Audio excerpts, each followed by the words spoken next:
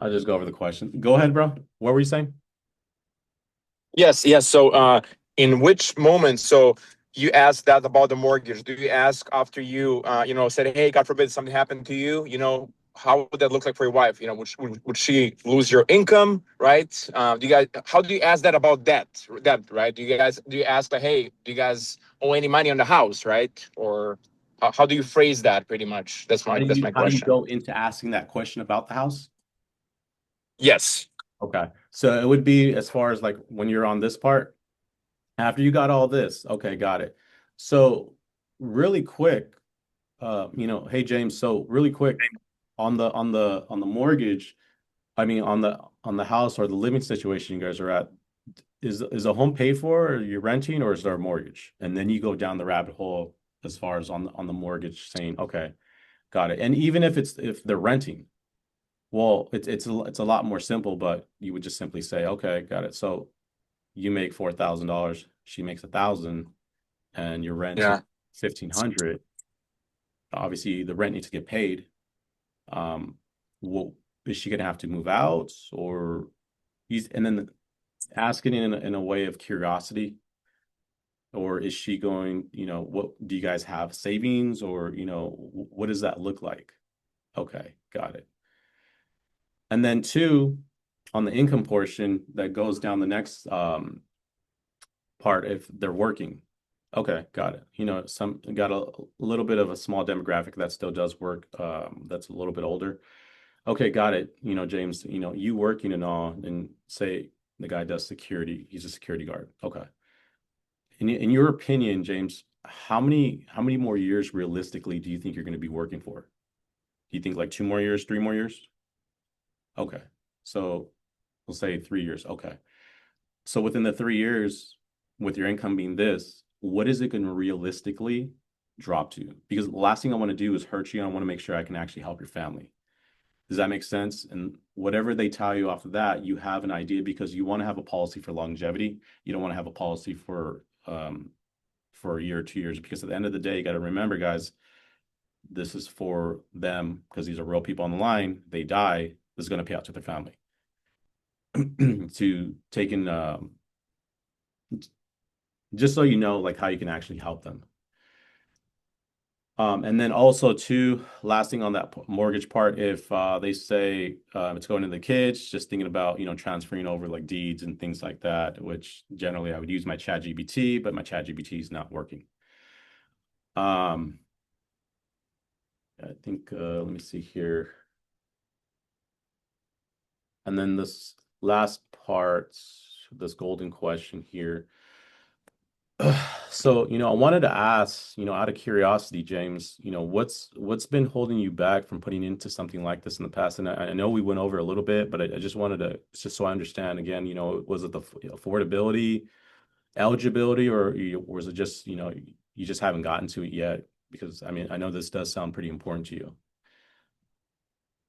Whatever they say, obviously you're going to go into that, and I would generally lean in with the compliment. Like, okay, got it, man.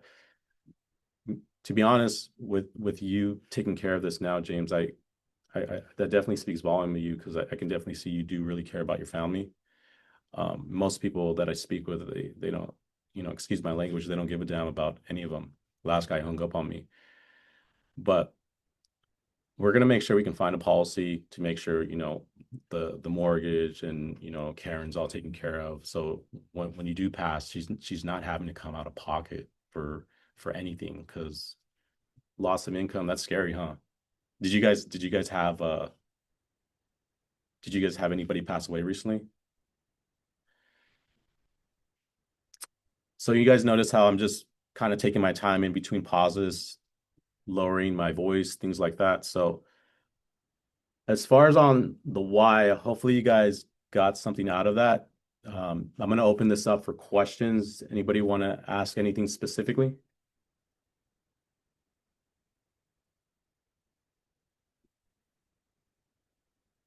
Cool. Everybody's good then? They can. I got a question. So, I got what do you use ChatGPT for besides the plane ticket, and the San Antonio burial and other expenses? Because I use ChatGPT, but I actually paid for it, and I made an insurance bot that has all of my underwritings for all my carriers.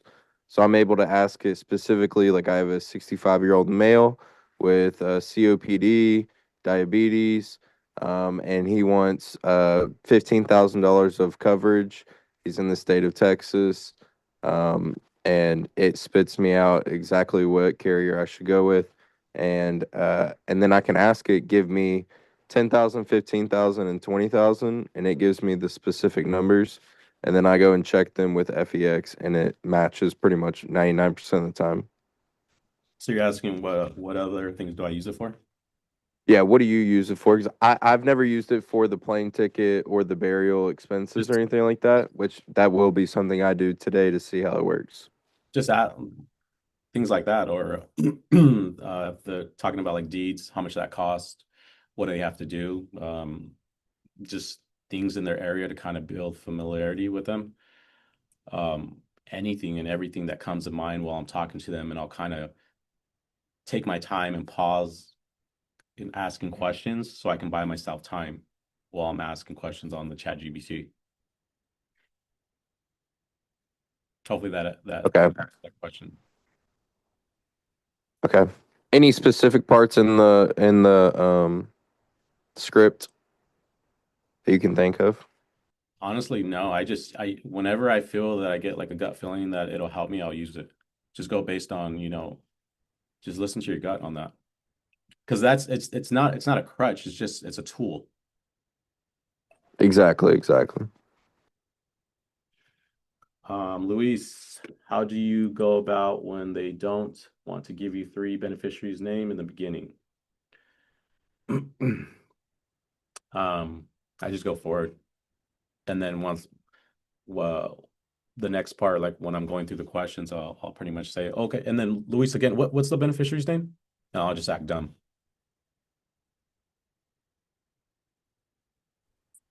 Nate, what do you say when they want you to send something to them in the mail? You're like, just send it to me in the mail. I just want to see it in paper first.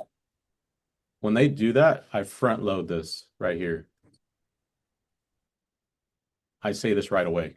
That's my go-to right away. Okay, got it. Yeah, James. Yeah. Hey, so the way this works is the process is pretty simple. I'm gonna just go over a few questions here on the health, which is part of the MIB. That stands for the Medical Information Bureau.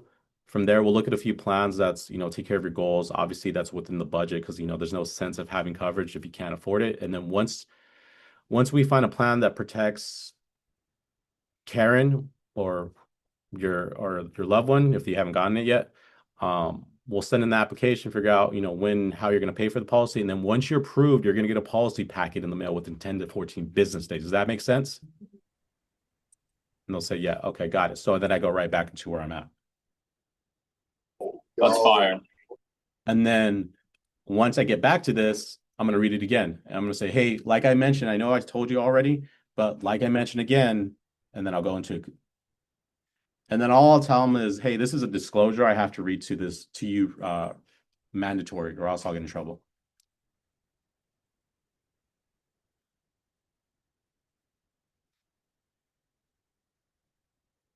How do you build your why emotionally and ask all these emotional questions for those who are just trying to leave some extra money behind and not cover like a burial expense?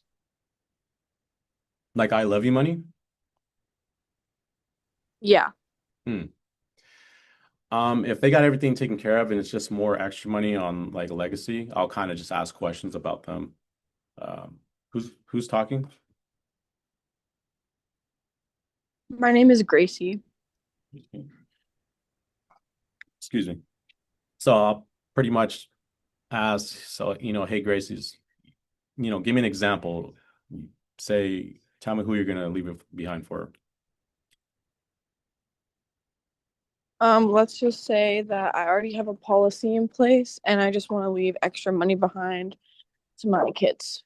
Your kids. Okay. And then what's your kid's names, Gracie? John John. and Mary. John and Mary. Do they live near you guys or? No, they live in a different state. Okay. You being in Florida, how far are they? Are they like in New York? Are they in California, Washington? Yeah, New York. Holy heck, how many grandchildren you got? Only one. One? Okay.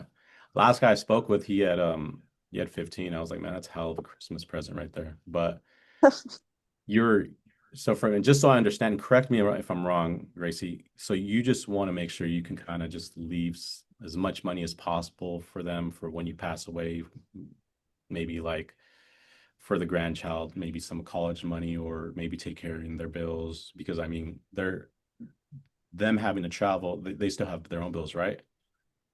Right. Okay. Do you think it's going to affect them emotionally where they may have to take time off work? Yeah, probably. Okay. And then to be honest, this will probably help them because the bills are not going to stop coming.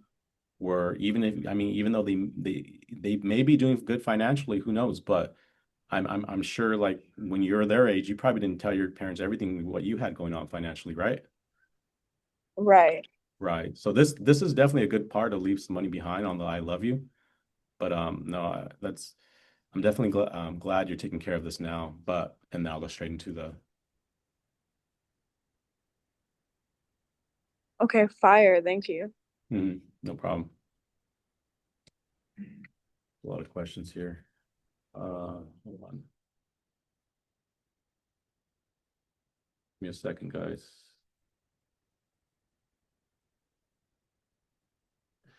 So one is too far digging into the why.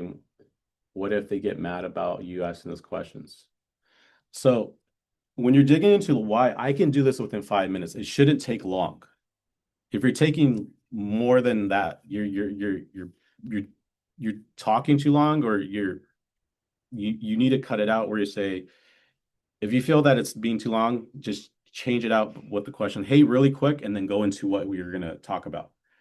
And then if they get mad, call out the elephant in the room. No, I understand that, it's uncomfortable, James. I just want to make sure that I'm actually doing my job correctly. And I do apologize if I've made you feel a certain way. But I mean, you could probably appreciate that I'm actually taking the time to ask you these questions. Because when was the last time anybody asked you these questions?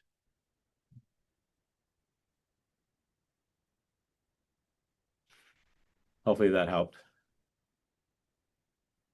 And then I'm looking for more why building questions to keep digging when the people give surface levels answers.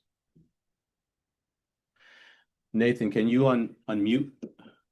Nathan? Yeah, so when they're like, "Oh, my spouse should be fine," or like it might be a little hard on her, and they just keep dodging it, and I just keep digging, and they won't answer me like straight up. Okay. You want to role play this? Yeah, let's do it. Okay. So who is going to be the beneficiary for this, Nathan? My wife, Your wife. What's your wife's name? Brenda, Brenda. And how long you guys been together? like 10 years. 10 years. Holy heck, man. Hold on, I'm drawing a blank. Okay, it's 10 years. Man, you guys have been together for a long time, huh? Mm-hmm. Do you primarily take care of all the expenses? You're the breadwinner, I imagine. Yeah. Okay. Is she working or did she pull any Social Security? No. No. So just so I'm understanding correctly, you being the breadwinner, she has no income. And correct me if I'm wrong, but when you pass away, that income is gone. Is that right? She'd be fine.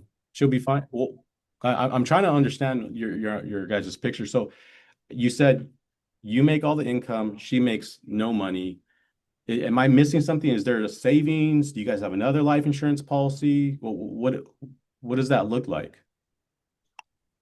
Yeah, we have things in place. She'd figure it out. What does that mean? Is it like real estate, or is that like savings, or like it was a 401k IRA or Yeah, we have some savings. savings? Okay, cool. How much in savings do you have? I don't really want to share that. Sure. Okay, got it. So when you pass away, she's gonna be living off the savings then, right? Yeah, I guess. Okay, cool. Mhm. That's great you have that. But at some point in time, there's no income coming in, and that savings is going to go out, right? Yeah. Okay. So from what it sounds like, you're just wanted to make sure while she's living off the savings, she has another income that comes in to take care of all the expenses that may come in for this, right? Yeah. Yeah. Okay. You see, just asking the question. Dude. Yeah. Thank you so much. That was huge. No problem, bro. Appreciate it, Nate. No problem. When asking questions, you can bet personal income, sometimes sales. The reason why people sales resistance goes up when you're asking personal questions is because you hold no weight in your voice. You're talking just like you're a robot. You need to speak with emotion. So just keep that in mind, guys. Paul, every once in a while I get someone who asks, why am I asking these questions? They don't feel comfortable talking about the personal finances detail. How do I work?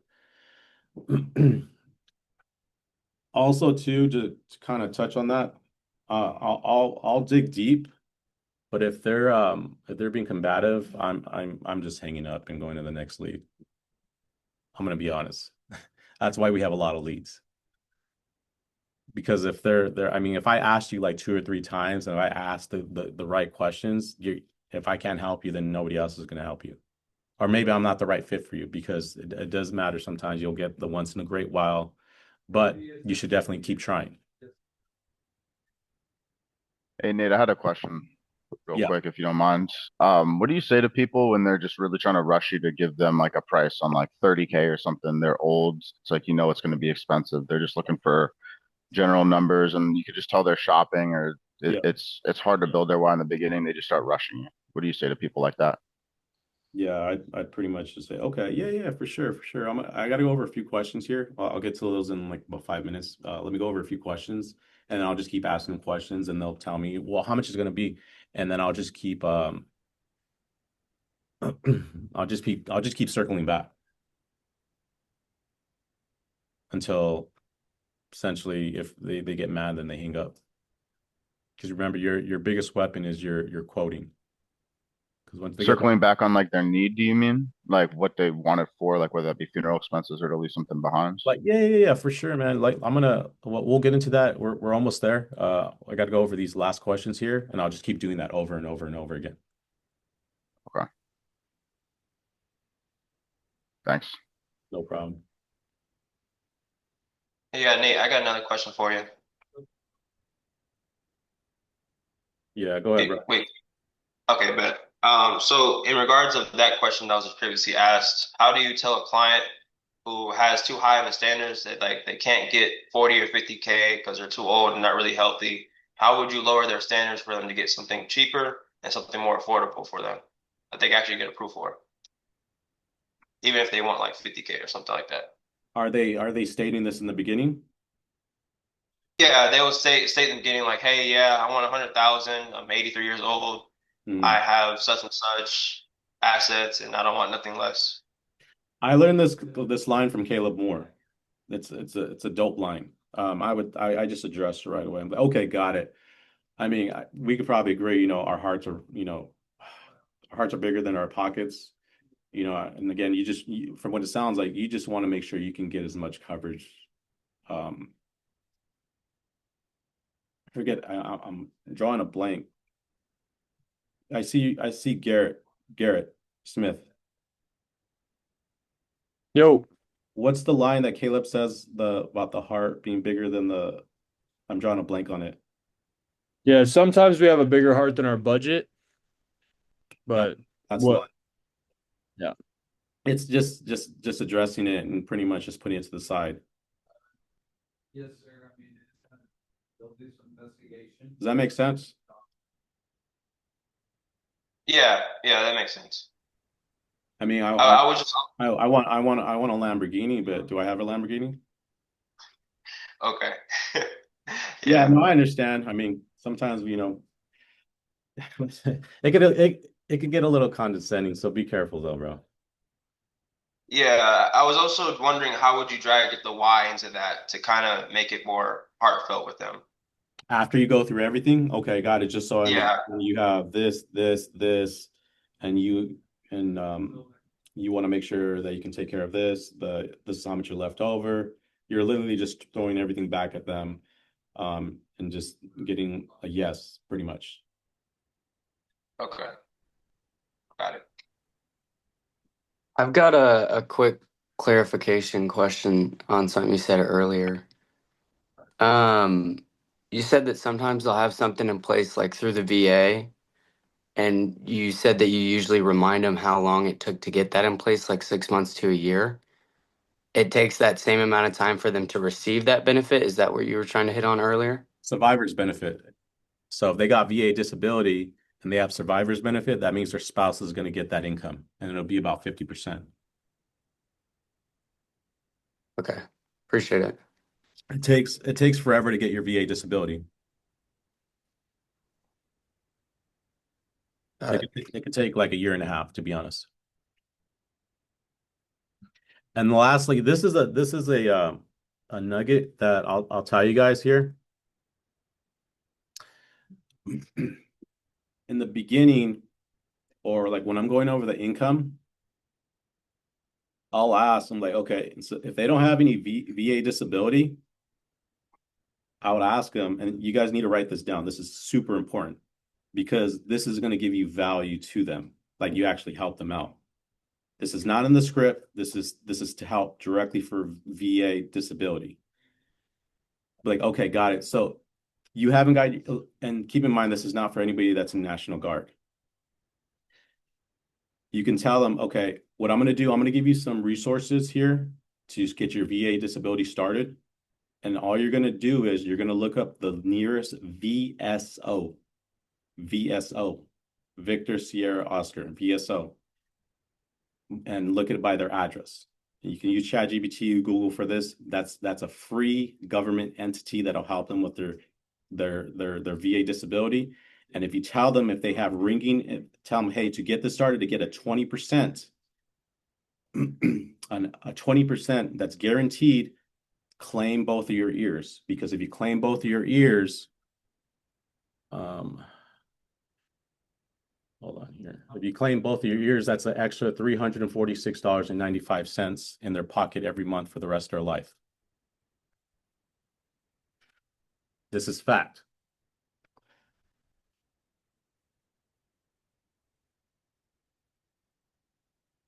Hopefully that helps.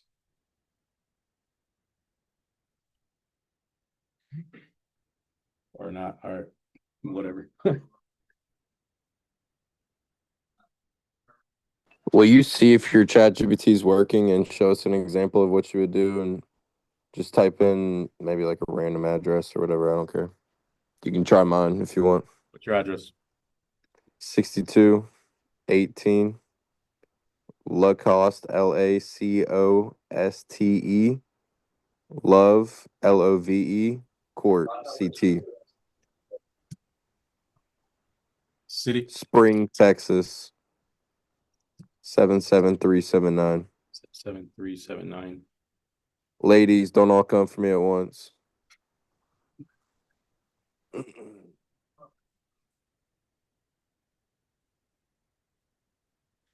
I'm telling you, I do this every single time after my sale. They freaking love me after that. And literally, I would just have, I don't know why this thing's not working. Bro, chat is broken. Usually it doesn't do this. Hold on. I know. I'm gonna stop sharing Hey, this. go to the top left and click different than the 5.0. Just saying.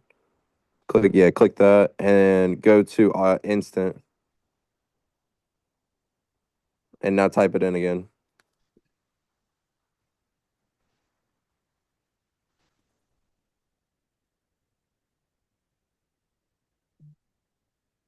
Oh, you're cooked. Hold on, guys. I'm trying to show you an example, man. This thing is, hold on.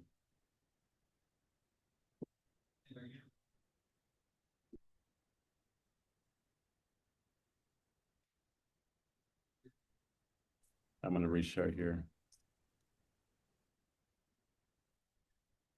Google Chrome. Can you see this, guys? Yes, sir. So I'm gonna redo this. So literally after they sold them, you gave them here everything they needed. I would just type in that nearest, I'll put in their address, nearest VSO to start VA disability, literally here, Montgomery County Veteran Services. I would tell them, I would have them write the address down. I would get the number.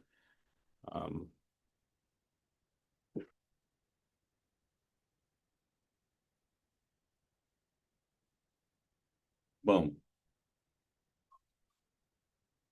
You guys need to learn how to be resourceful. Because if when you do that, that means the world to a lot of veterans.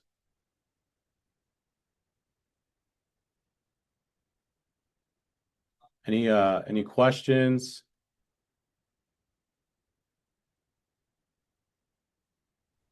Do you have a Google Doc that you send to new agents on like everything to do on the follow-up that you just showed us with the chat? I don't have anything for that. I can send this though. Hold on here. I'm currently building one for new agents.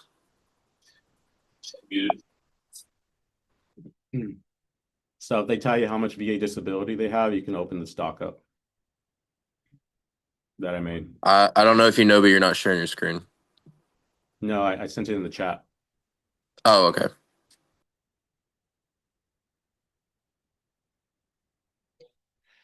And essentially that'll show you how much they make a month. That's let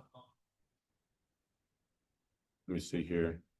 So the guy that just messaged Tyler Williams, he said he's at 80%. If you look at that doc, it literally matches what he just said. Oh no, it's not. It's off by a little bit, but I mean, if you say that, it builds credibility. Any other questions before we wrap this up?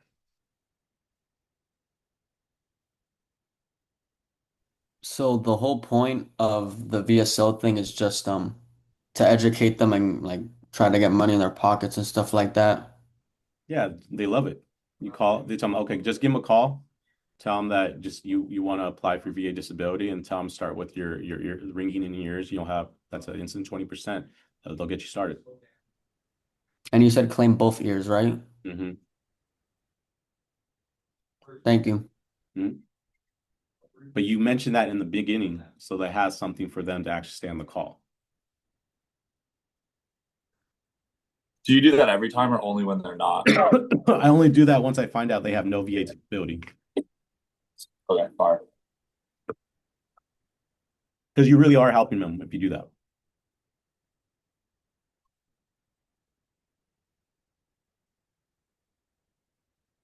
Any other questions?